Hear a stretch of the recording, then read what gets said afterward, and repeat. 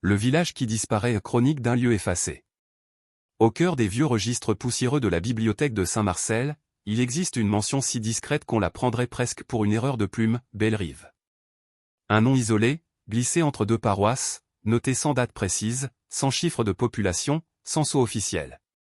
Un village qui, d'après quelques moines copistes, se trouvait entre deux collines baignées de brume. Mais quand on cherche Bellerive sur les cartes, on ne le trouve nulle part. Pas même une ruine, pas même une trace. Comme si la terre elle-même avait effacé jusqu'à son souvenir. Les rares mentions de Bellerive s'accordent sur un point, il fut un endroit paisible. Une quinzaine de maisons de pierre, un petit clocher au centre, un puits bordé de rosiers sauvages. Les habitants vivaient de la pêche en rivière et du tissage de lin. On raconte qu'ils avaient un sens étrange du temps, les horloges y avançaient parfois trop vite, parfois trop lentement, et les visiteurs perdaient souvent la notion des jours. Un curé de passage, dans une lettre retrouvée à moitié brûlée, écrivit, ici, les heures ne sonnent pas. Elles glissent, silencieuses, comme si le ciel attendait quelque chose. Un soir d'automne, selon les récits fragmentés, une brume monta de la rivière. D'abord fine, comme un voile. Puis épaisse, lourde, presque vivante. Elle s'enroula autour du clocher, descendit dans les ruelles, et recouvrit chaque porte, chaque pierre, chaque souffle. Au matin, le village voisin n'aperçut plus rien. La vallée où se trouvait Bellerive n'était plus qu'un champ vide, un sol nu sans trace de fondation. Les arbres même semblaient avoir changé de place, comme si la forêt avait recousu le paysage pour masquer une déchirure. Les années passèrent. Les moines consignèrent l'anomalie, les cartographes rayèrent Bellerive de leurs cartes.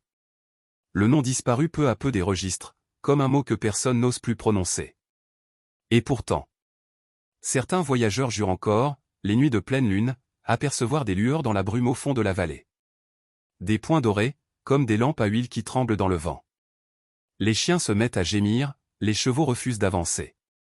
Si l'on tend l'oreille, on croirait entendre des cloches lointaines, et, parfois, un chant double celui d'un chœur invisible. En 1898, un géomètre nommé Émile Dornier déclara avoir retrouvé le lieu exact de Bellerive. Il parla d'un sol, étrangement meuble, comme respirant encore. Il nota la présence de pierres taillées dispersées, et d'un bruit sourd, presque imperceptible, venu des profondeurs. Dans son journal, la dernière phrase avant sa disparition est restée célèbre, la brume s'élève. J'entends marcher derrière moi. On ne revit jamais Émile Dornier. Au fil du temps, Bellerive devint une légende locale. Les enfants qu'on menaçait pour les empêcher de sortir la nuit entendaient la même mise en garde, si tu t'aventures trop loin, la brume t'emmènera avec elle. Certains disaient que le village n'avait pas disparu, mais qu'il s'était simplement retiré du monde, glissant dans un autre temps, figé dans une éternelle nuit d'automne. Les folkloristes modernes ont tenté d'expliquer le mystère. Certains parlent d'un effondrement du terrain, d'un glissement de vallée. D'autres évoquent un village ravagé par une épidémie qu'on aurait voulu effacer des mémoires. Mais rien ne colle tout à fait. Le sol n'a jamais montré de traces de séisme ni de fosse. Les cartes anciennes divergent, les témoignages se contredisent. Et pourtant, l'histoire persiste. Une chercheuse, Lucie Monvel, passionnée de toponymie, a retrouvé en 1993 un morceau de cloche dans le lit de la rivière, du bronze fondu, gravé de 3 lettres à moitié effacées, RIV. Les analyses ont confirmé une fonte du XVIIe siècle. Rien d'autre n'a jamais été retrouvé, mais ce fragment suffit à rallumer les rumeurs. Depuis, les curieux affluent parfois, surtout quand la lune est haute et que le brouillard tombe sur la vallée. Certains affirment avoir vu des silhouettes passer entre les arbres, des formes floues, comme des gens qui marchent en silence, portant des lanternes. D'autres disent avoir entendu un murmure collectif, un souffle qui prononce un nom dans la nuit. Et toujours, le même avertissement gravé dans la mémoire des anciens, ceux qui franchissent la brume ne reviennent jamais tout à fait. On les retrouve des jours plus tard, hagards, sans souvenir précis, mais avec une odeur de terre humide sur la peau, comme s'ils revenaient d'un autre monde. Ils prononcent toujours les mêmes mots avant de retomber dans le mutisme, j'ai vu la lumière du puits, et j'ai entendu chanter Bellerive. Aujourd'hui encore, les habitants des villages alentours évitent cette vallée. Aucun GPS n'indique son nom. Les cartes modernes la montrent comme un simple espace vert, sans route, sans habitation.